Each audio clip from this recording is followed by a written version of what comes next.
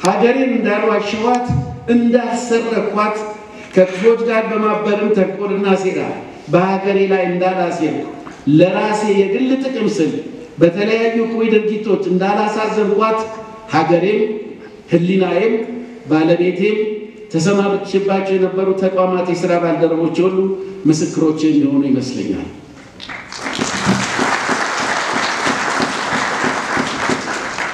በበርካታ ብሔራዊ ቦርዶችና ኮሚቴዎች ውስጥ ሳገለግል ለጊዜና ለእውቀቴ ሳልሰስትና ምን ጥቅም ያስገኛል ብዬ ሳልሳሳ ማገልገሌን የምቆጥረው እንደ ክብር ነው።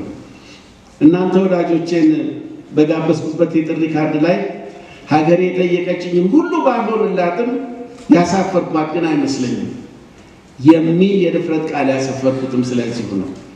ራሴ ከጻፍኳቸው መጽሐፍትና ከሌሎች ደራሲያን ጋር በቡድን ካሳተምናቸው በርካታ ስራዎች ጎን ለጎን እንደተገለጸው ያለፉትን 39 ዓመታት በግል ፍላጎትና መነሳሳት ብቻ ያለምንም ደሞዝና ማጥጊያ በመንግስታዊና በግል የህትመት ውጤቶች ላይ መደበኛ ጋዜጠኛ ሳልሆን በበጎ ፈቃዴ ተነሳሽነትና የአባቴን ቃል ለመጠበቅ ስል ሀገሬን ማዲያት ባለበሷትና ፈገግ አሰኝተው ባስደሰቷት ዘርፈ ብዙ ሀገራዊና ህዝባዊ ርዕሰ ጉዳዮች ላይ ደስታዋን እየመዘዝኩ ዳግላስ ጴጥሮስ በሚለው የብዕር ስሜ በነፃ ስሜትና ህሊና የጻፍኳቸው በሺህ የሚቆጠሩ አርቲክሎችን ባሰብኩ ቁጥር በምን ጉዳይ ላይ ነበር ሳልጽፍ የቀረሁት እስከ ማለት እደርሳለሁ።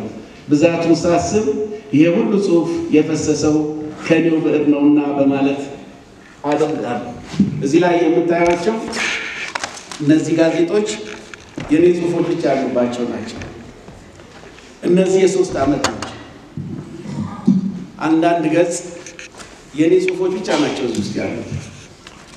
የ39 ስንት ጥራዝ ሊሆን እንደሚችል ማሰብ ትችላላችሁ። ይሄንን የጻፍኩት ሀገሬን አንድ ሳንቲም ሳልጠይቅ አንድም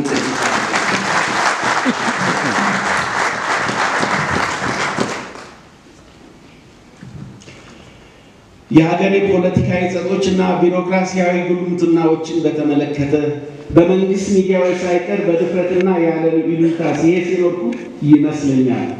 እብደትና ወፍፌነት መገለጫው የሆነው የሀገሬ ኢኮኖሚ ጉዳይ አቅሙን ስቶ ሲያብድ ህዝቡ በዕለት እንጀራ ጦት ተማሮ መከራው ሲበዛበት በብዕር አማካይነት ሰሚ ኖረም አልኖረ አቤቱታዬን በስልጣን ወንበር ላይ ለተቀመጡ ሹሞቻችን እንዲደርስ ያለመታከት የህዝብን ጩኸት ያሰማው ይመስለኛል።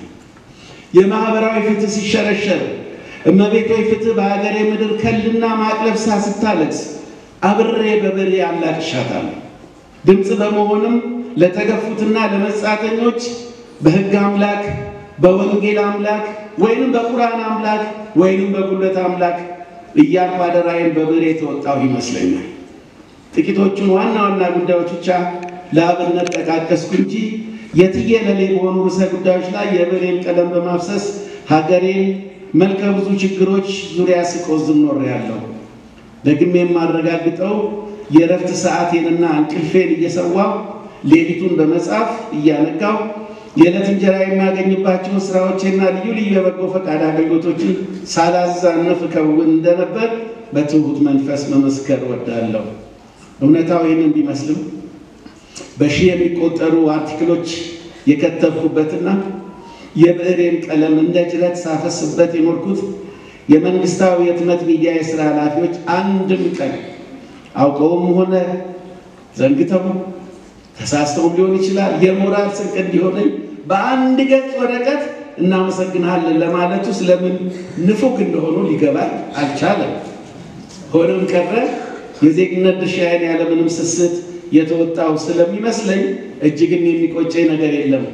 ሀገሬ በፈለገች ሌሎች ጉዳዮች ሁሉ በርካታ በሆኑ በብሔራዊ ቦርዶችና ኮሚቴዎች ውስጥ ስንፍና ሳላሳይ ስትጠራኝ አቤት ስትልከኝ ወዴት ከማለት ውጪ ጥሪዋን ቸል ብዬ አፈገፈግኩና እምቢ በማለት የተሰላቸው አይመስለኝም።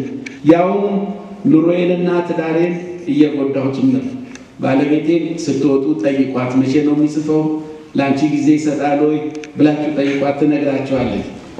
ከኢትዮጵያ ደራሲያን ማህበር አገልግሎት ጋር በተያያዘ ከጓደኞቼ ጋር የፈጸምናቸው ሕያው ተግባራት ግን ወዳጆቼ በታደሙበት በዚህ መልካም ቀን በተለየ ሁኔታ ቢታወዝ አግባብ ይመስለኛል።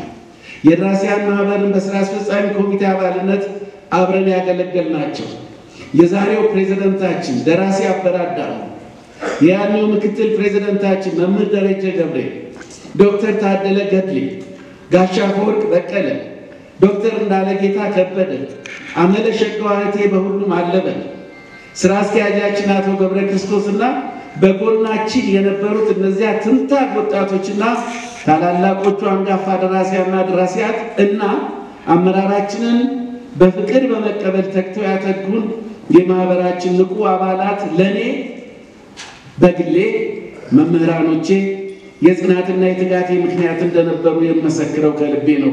ከእናንተ ጋር ያገለገልኩባቸውን 10 ያህል ዓመታት የማስታውሰው በታላቅ አክብሮትና ፍቅር ነው። እግዚአብሔር ያክብርልኝ። ከማህበር አመራርነት ከራቅሁ 12 ዓመታት ያህል የተቆጠሩ ቢሆንም ዛሬም ድረስ በየመድረኩና በየሚዲያው የቀድሞ የኢትዮጵያ ደራሲያን ማህበር ፕሬዝዳንት እየተባለ ከስሜ ጋር እየታደሰ የተቆራኘው ቅጽል ከአንጋፋው ማህበሬ ጋር ሊፋታ ያልቻለው አብረን ያሳካናቸው የማይደበዝዙ ውጤቶች በህዝቡ አእምሮ ውስጥ በጉድ ተቀርጸው ስለታተሙ ይመስለኛል። ውድ ጓደኞቼ ያሳለፍናቸው መልካም ትዝታዎችና ውጣ ውረዶች በፍጹም የሚደበዝዙ አይመስለኝም። ስለሰጣችሁኝ ፍቅርና አክብሮት አብረን ስላሳካናቸው ትሩፋቶች ደግሜ ከልቤ አመሰግናለሁ። የአንጋፋው ማህበራችን ጉዞ ብቻ ሳይሆን ታሪኬንና ታሪካችሁን በአግባቡ ለትውልድ እንዲተላለፍ እያዋዛሁም እያዝናናሁም የተጋቀስኩ ይመስለኛል። እግር በእግር እየተከታተሉ ምን ሰራችሁ፣ ምን አሳካችሁ፣ በሌሎች ሀገራዊ ጉዳዮችስ ምን ትላላችሁ በማለት እድል በመስጠት ለሞገቱንና ላተጉን የሀገራችን የሚዲያ ባለሙያዎችም የስኬታችን ተጠቃሽ ምክንያቶች ስለነበሩ ቀደም ሲል በመራሁት በአንጋፋው ማህበሬና በኢትዮጵያ ደራሲያን ስም ከፍ ያለ ምስጋና አቀርብላችኋለሁ። በተለይ የፍቅር አንዲት ጀግና ሴት ደመቅ አድርጌ በፊታችሁ ላክብራት። የህይወት ዘመኔን ግማሹን ያህል አብረን የኖርነው ባለቤቴን ወይዘሪት ሰናይት ኃይለማርያም የደራሲ ሚስት የመሆንን ፈተና ተቋቁማ ወደ ባሻነቴን ችላ ቅብጥብጥ ባህሪዬንና እኔም እሷ የማንወደውን ኩርፊያዬን ታግሳ ስለተሸከመችኝ ቤቴ በበረከት እንዲሞላ በመልካምነት እንዲጠቀስ ምክንያቱ እሷ ነችና ይህን ድምተኛ ይህችን ቆንጅዬ ውዴን ከልብ እንዲያመሰግን እጠይቃለሁ።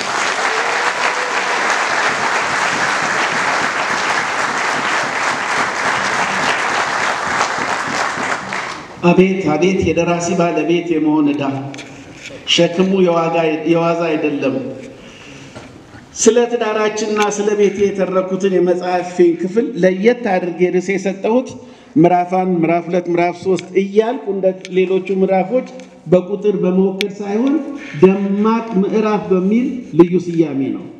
ክፍሉን ስታነቡ ይህንን ለምን እንደቻልኩ በሚገባ ትረዱ ይመስለኛል። ይህን መሰሉን የወዳጆቼን መሰባሰብ አስመልክቼ ልዘለው የማይገባኝ አንድ እውነታ ላስታውስ።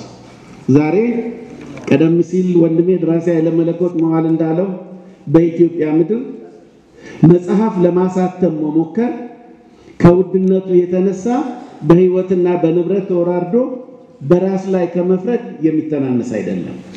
በየትኛውም ሀገር የማይደረግ የታክስና የቀረጥ ጫና በህትመት ላይ ተጥሎ